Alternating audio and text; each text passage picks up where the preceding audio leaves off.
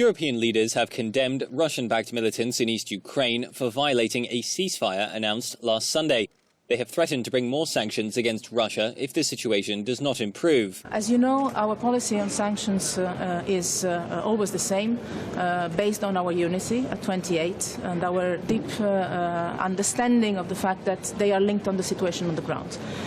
If the situation on the ground follows the commitments taken in Minsk last week, obviously this would not be necessary. But we have to see the implementation happening in these very next hours. NATO Secretary General has made a fresh appeal to Russia to withdraw its support for the militants, who he said had been using advanced weapons to attack Ukrainian positions. I urge Russia to withdraw all its forces from eastern Ukraine, to stop all its support for the separatists, and to respect the Minsk agreement, and to also use all its influence on the separatists to make them respect the ceasefire.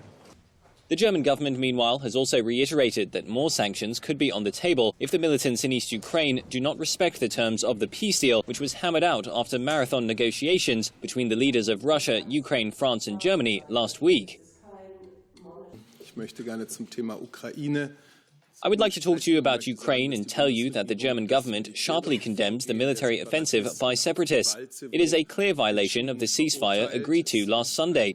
It is a violation of the package of measures only signed last Thursday to implement the Minsk agreements from September.